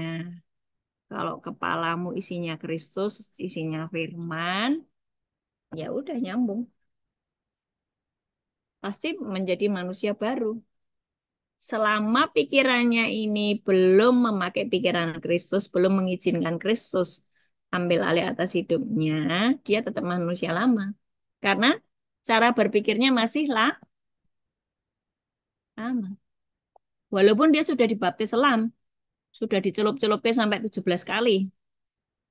Tapi kalau cara berpikirnya masih pakai cara berpikir yang lama, masih dikunci sama iblis tadi, masih punya penjara pikiran, dia tidak akan berubah. Bagaimana berubahnya? You mesti dilahirkan dari air dan roh. Yohanes 4. Percakapan dengan Nikodemus itu kan. Percakapan dengan Nikodemus itu kamu tidak bisa melihat kerajaan. Yohanes berapa ya? 3 ya? Tidak bisa melihat kerajaan kalau kamu tidak bisa dilahirkan dari air dan roh. Air itu apa? Firman. Roh apa? Roh Kudus lagi. Lah balik-baliknya gitu terus lah. Betul ya? Oke. Ada lagi?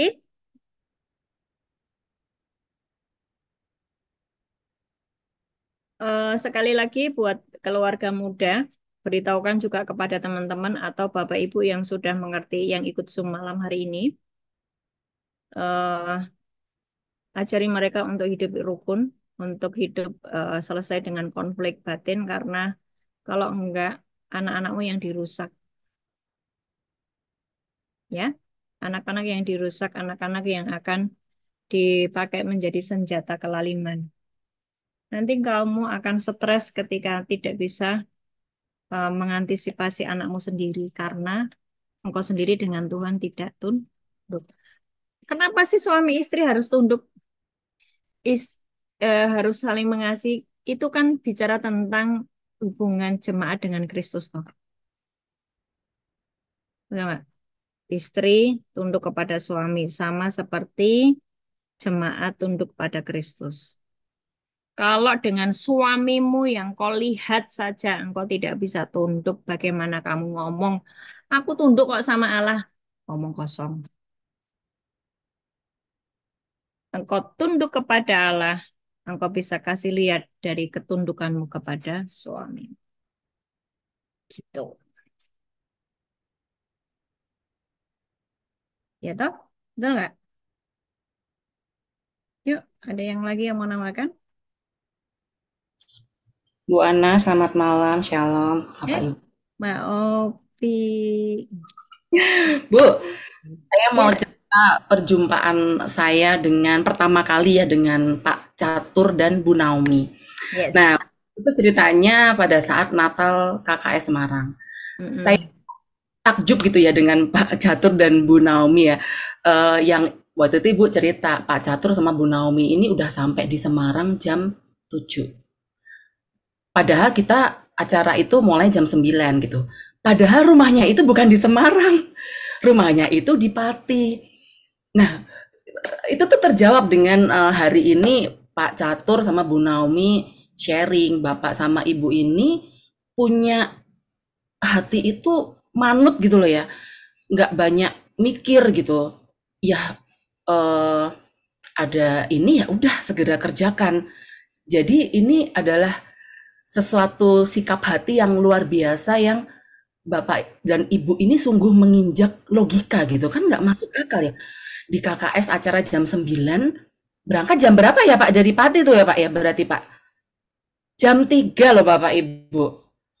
Nggak pakai nawar, nggak pakai sambat ya Bu. Ya udah just lakukan aja gitu. Saya terus terang belajar Pak dari Bapak sama Ibu ini tentang nggak banyak mikir dan menginjak logika. Karena yang disampaikan Bu Ana tadi tentang masuk dunianya Tuhan, itu memang nggak bisa dicampur dengan logika. Karena logika itu bukan dunianya Tuhan. Yang ada kalau nyampur kita gosong.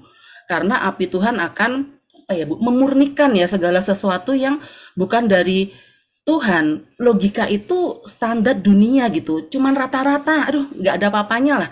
Cuman 2 ditambah 5 sampai dengan 7 gitu. Kita nggak akan pernah bisa menikmati dunia Tuhan yang 2 ditambah 5 sampai dengan 5.000 gitu.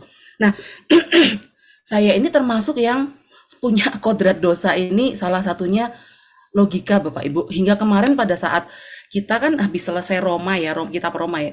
Sangat seneng kemarin udah kelewat kitab Roma gitu kan ada disebut di Roma 6 ayat 22 dan ayat 23 yang entah kenapa ya dulu saya tuh sebenarnya baca Roma ya tapi yang ini kok saya baru ngeh baru apa tersingkapkan ya Bu istilahnya baru tersingkapkan ya apa sebab di dalam batinku Paulus tuh sadar benar ya dengan apa yang dia kerjakan itu dia sadar benar sama yang namanya logika makanya dia nulis di ayat 22 sama 23 Roma 6 sebab di dalam batinku aku suka akan hukum Allah. Hukum Allah adalah firman ya berarti ya. Tapi di ayat 23 dia sadar, tetapi di dalam anggota-anggota tubuhku, aku melihat hukum lain dan aku berjuang melawan hukum akal budiku. Dia berjuang tiap hari, Pak, melawan hukum akal budi yaitu logika yang membuat aku menjadi tawanan hukum dosa dan maut dan memang apa PR bukan PR ya. Salah satu yang kita harus saya harus beresi itu 3 hal. Yang pertama adalah keinginan mata, keinginan daging dan keangkuhan hidup. Dan saya tersadar betul sebenarnya kalau kita hanya bergantung pada logika itu kita sangat angkuh dan itu adalah salah satu yang menjadi produk dunia yang enggak akan pernah sinkron dengan dunianya Tuhan yang seperti yang dijelaskan Bu Ana tadi. Sekali lagi makasih ya Pak Catur dan Bu Naomi sangat memberkati sharingnya malam ini dikemas dalam bahasa sederhana yang mudah dipahami tapi entah kenapa itu sangat masuk di kepala saya. Bahkan saya catat semua Pak firman-firmannya Pak. Ada di note saya Pak. Terima kasih Pak. Gitu aja Bu Ana. Terima kasih Bu. Iya, memang ajaib. Semua yang di KKS ini kalau mau meresponi akan mengalami progres yang keren ya. Dan Bapak Ibu siap dipakai sebagai senjata kebenarannya Tuhan ya. Menjadi berkat buat banyak orang. Iya, terus maju. Efesus 5 ayat 23 coba.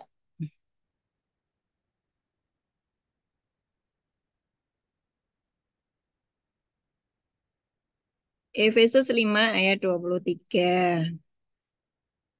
Karena suami adalah kepala istri sama seperti Kristus adalah kepala jemaat, dialah yang menyelamatkan tubuh. Jadi Kristus itu adalah kepala jemaat. Kita yang sudah masuk di dalam dunianya Tuhan, Hidupmu ada di dalam tanggung jawab Tuhan. Keren kan? Keren kan? Oh iya. Bagaimana supaya saya hidup di dalam dunianya Tuhan? Coba dipraktekkan dulu suami istri rukun, menghormati, saling menghormati ya. Yang belum punya pasangan bagaimana, Bu? Ya, hormati orang tuamu, hormati orang-orang di sekelilingmu, potong semua keangkuhan ya.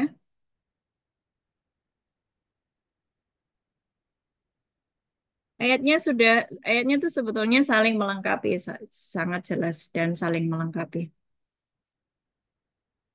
Yang belum paham tentang Matius 6 yang kemarin saya sampaikan,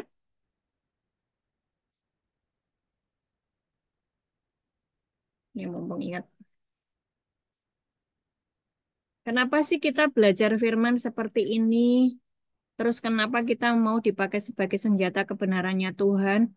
Sebab Tuhan itu sedang mempersiapkan kita kepada sebuah dunia yang memang sudah dipersiapkan buat anak-anaknya ya. Dan firman-Nya berkata begini di Matius 6 ayat 13.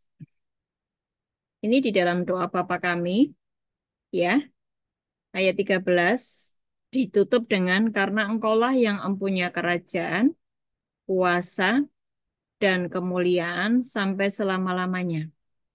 Karena engkaulah yang empunya kerajaan, kuasa, dan kemuliaan sampai selama-lamanya. Ini sebuah level kerajaan. Hari ini kita sedang belajar tentang pola hidup kerajaan, tata cara, manner, perilaku sesuai dengan kerajaan. Ya kan? Kau tinggal di dalam kerajaannya. Kalau engkau masih dengan pola dunia, maka mohon maaf belum masuk di dalam kerajaannya. Itulah yang terjadi yang namanya pergumulan dan banyak tekanan hidup dan konflik-konflik ya. Karena engkau belum masuk di dalam kerajaannya. Kerajaan itu bicara tentang lifestyle, perilaku, tentang tentang semua yang tentang kerajaan ya. Oke. Jadi eh kerajaan. Terus kemudian level yang kedua adalah kuasa. Ketika engkau sudah tinggal di dalam kerajaannya, engkau dikasih kuasa, betul ya?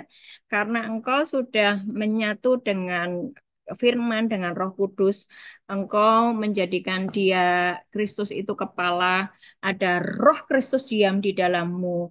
Karena dia kepala dan kamu tubuhnya, maka Roh Kristus itu diam di dalammu.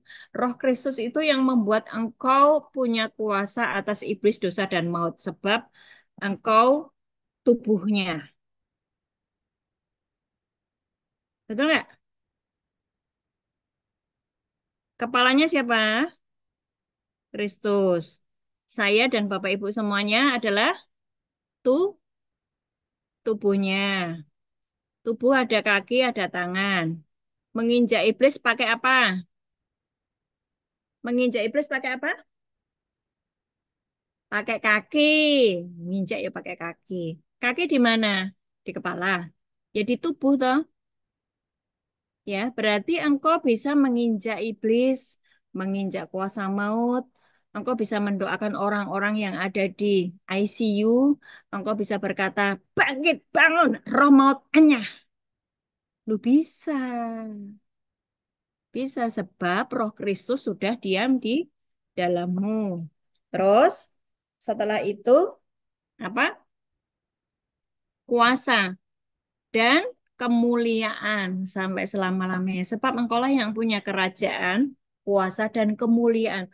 Waktu engkau punya kuasa, engkau tinggal di dalam kerajaan, engkau punya kuasa, engkau dimuliakan, hidupmu mulia. Hidupmu mulia. Lah ini kalau seluruh KKS ini semuanya mulia, maka Habakuk 2 ayat 17 terjadi. Habakuk 2 ayat 14. Sebab bumi akan penuh dengan pengetahuan tentang kemuliaan Tuhan, seperti air yang menutupi dasar laut. Air menutupi dasar laut. Air menutupi dasar laut. Laut itu begitu besarnya, diisi oleh eh, seluruhnya air laut.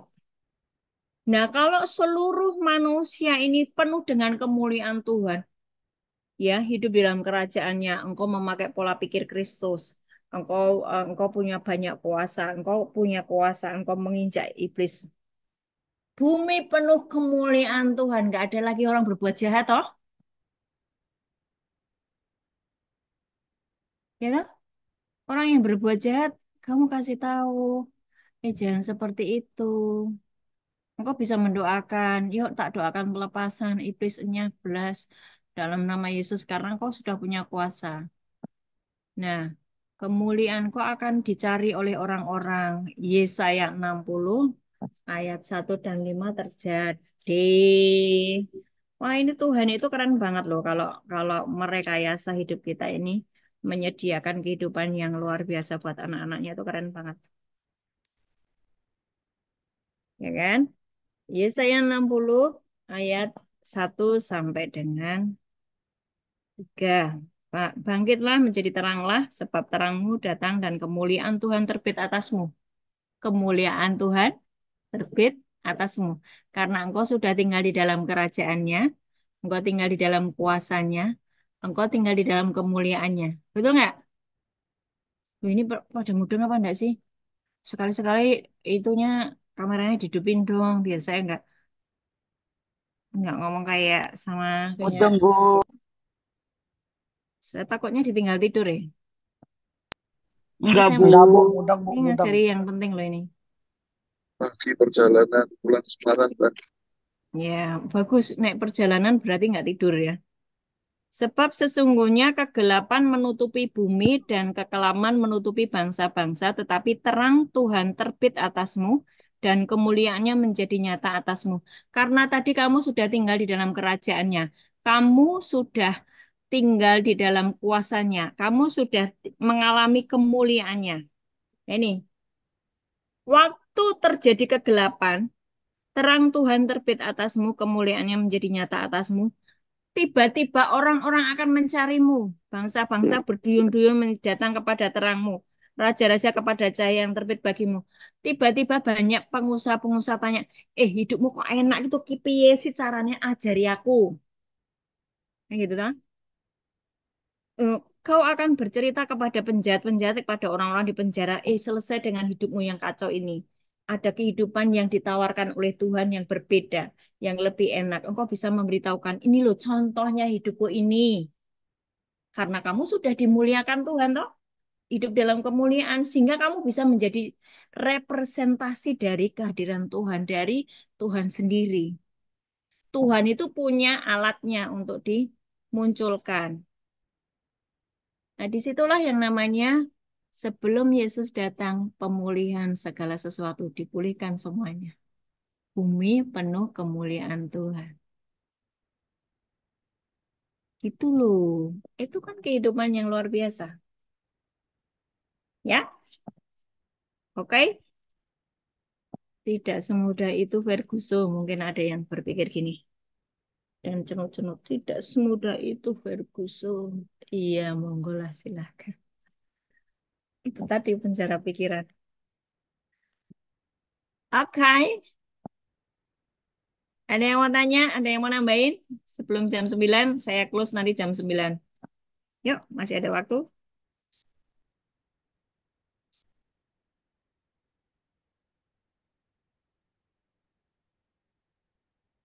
Yuk, silakan. Ada yang mau kesaksian?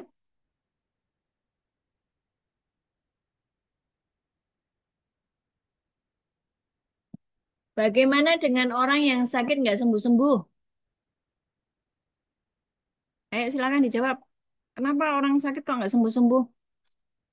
Itu sudah takdirnya, Bu. Memang dia diciptakan untuk sakit dan tidak sembuh. Betul apa salah? Betul apa Salah. salah? Nah, kalau yang betul yang gimana? Jawab.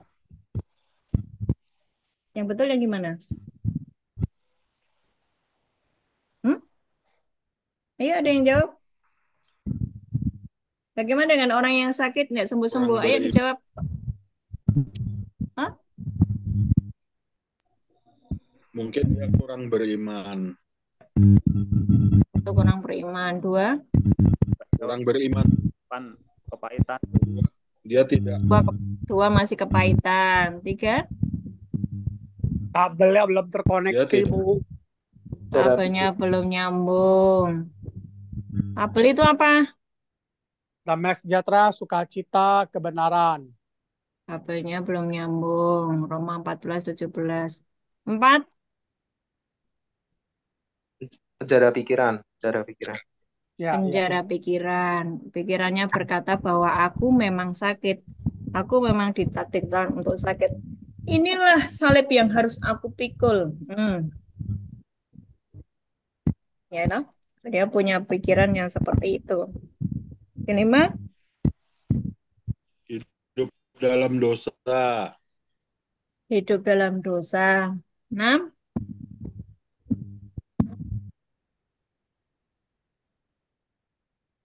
6. Kenapa orang tidak sembuh?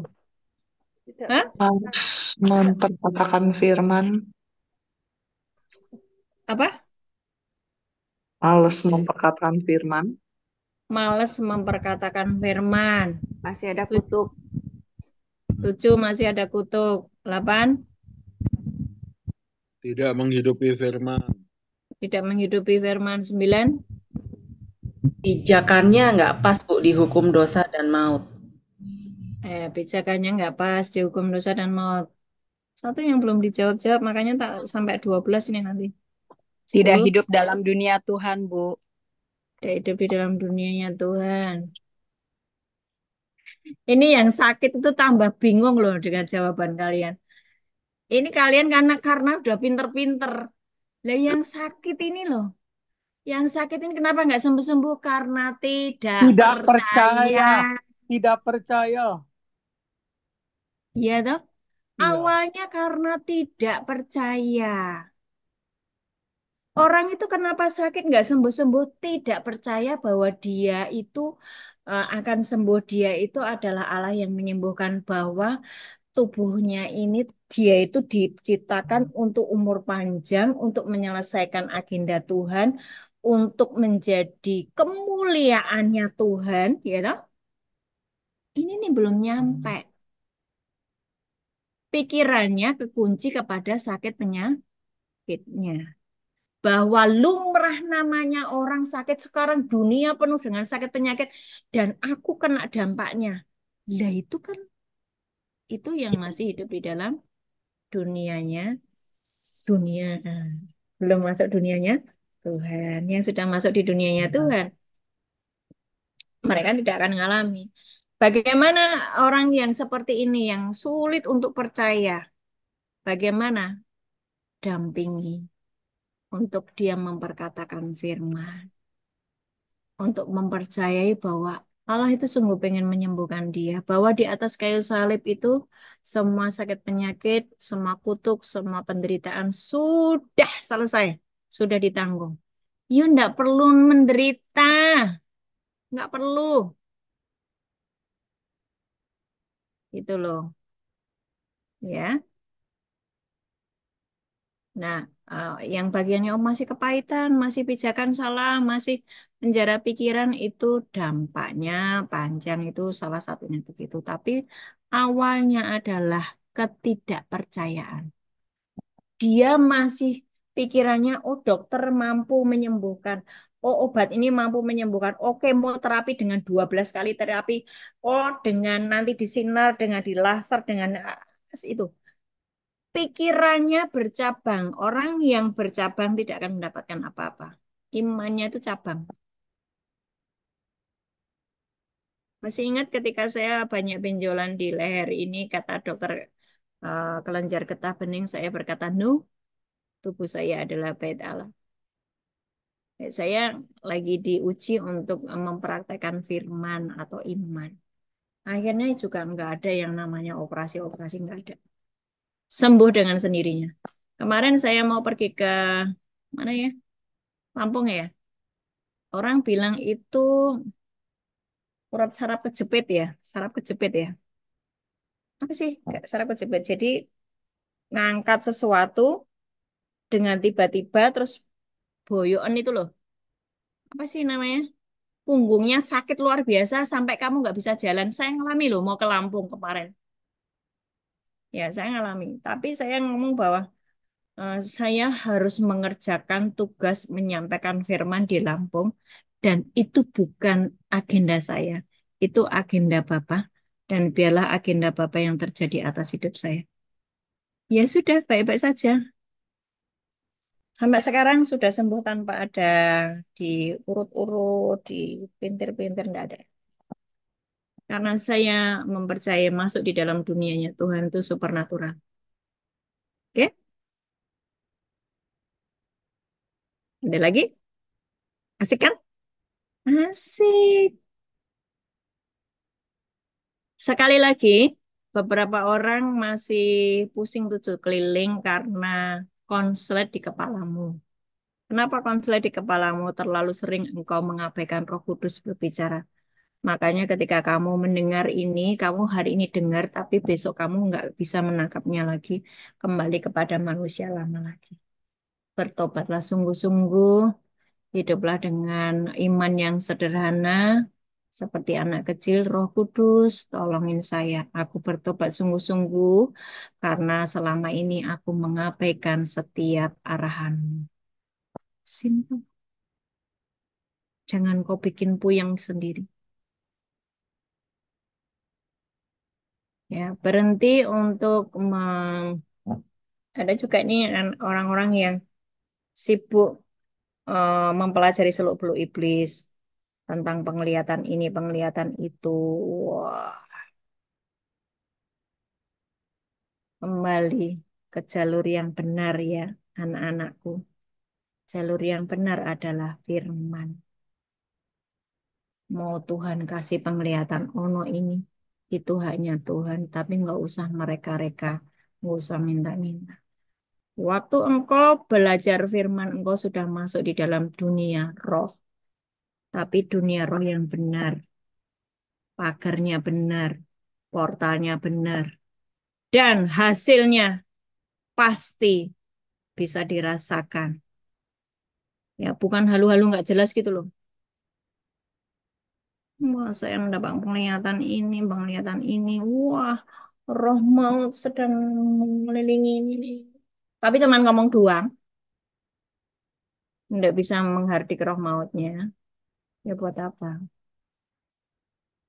Gitu ya.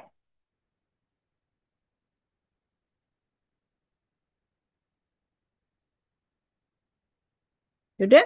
Ada yang lagi yang mau tanya? Cukup ya? Minggu depan siapa yang tugas tadi? Bu Steny sama Ko Julius. Oh iya, Julius. Thank you diingatin. Iya, Julius.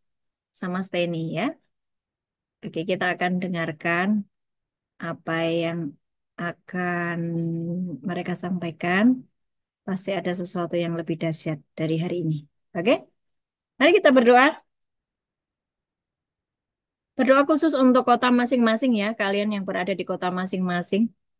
Eh, dengarkan saya bahwa kehadiranmu ini membuat sekelilingmu tidak ada bencana. Karena apa? Engkau membawa realita Tuhan. Amen. Yes. Ketika engkau membawa realita Tuhan, segala kuasa kegelapan yang hendak menghancurkan kotamu, menghancurkan keluargamu, menghancurkan sekelilingmu. Mereka tidak bisa. Karena itu radius sekelilingmu itu dilingkupi oleh hadirat Tuhan yang kau bawa. Hari ini kami berdoa untuk kota masing-masing Tuhan. Di dalam nama Tuhan Yesus, kota kami masing-masing, kami berdoa untuk kota kami masing-masing. Kami menghardik setiap rancangan iblis atas kota kami. Segala macam rancangan bencana alam, gempa bumi, cuaca ekstrim, kami batalkan di dalam nama Tuhan Yesus Kristus. Hanya agenda Bapa yang boleh terjadi atas kota kami masing-masing. Bahwa bumi harus penuh dengan kemuliaan Tuhan. Segala sesuatu sedang dipulihkan sebab Tuhan hendak datang di tengah-tengah kami. Terima kasih Tuhan Yesus. Dan hari ini kami berdoa untuk keluarga-keluarga di KKS Tuhan, keluarga-keluarga muda, buatlah mereka mengerti tentang pola-pola kerajaan surga, bahwa kami harus hidup saling mengampuni, saling menghormati, saling menerima, tidak ada penghakiman, kami mengerjakan firman, kami masuk ke dunianya Tuhan. Dan kehidupan keluarga kami masing-masing dipulihkan. Anak-anak kami menjadi anak-anak yang takut akan Tuhan, menjadi generasi Yoel yang dipersiapkan untuk generasi berikutnya tetap terhubung dengan realita Tuhan. Berkati Tuhan anak-anak-Mu yang hari ini ikut Zoom maupun nanti yang ikut rekaman. Di dalam nama Tuhan Yesus, aku menghardik setiap pekerjaan kuasa kegelapan yang membuat mereka stres, depresi, tidak bisa menangkap setiap kebenaran firman Tuhan. Aku hardik dalam nama Yesus. Biar mereka dikembalikan, berjalan dengan Roh Kudus, mengalami kasih dari surga, hidup di dalam dunianya Tuhan, dan kami naik tinggal bersama dengan Bapa, Putra, dan Roh Kudus, mengalami semua penyediaan Tuhan. Terima kasih Tuhan. Berkati anak-anak kami dijauhkan dari semua virus, sakit, penyakit, kecelakaan, roh maut, no way, tidak bisa menyentuh keluarga kami, sebab keluarga kami aman dalam tangan Tuhan. Dan hidup kami adalah senjata kebenarannya, senjata kebenaran Tuhan. Kami sudah selesai dengan majikan kami yang lama, yaitu iblis. Kami hidup di dalam majikan yang baru, yaitu Tuhan Yesus Kristus, firman-Nya, Bapa, Putra, dan Roh Kudus tinggal di dalam kami. Terima kasih Bapa di surga. Terima berkat. Tuhan Yesus Kristus memberkati kami dan melindungi kami. Tuhan Yesus Kristus menyinari kami dengan wajah-Nya dan memberi kami kasih karunia. Tuhan Yesus Kristus menghadapkan wajah-Nya kepada kami dan memberi kami damai sejahtera. Amin. Amin. Amin. Amin. Haleluya. Terima kasih Bu Ana.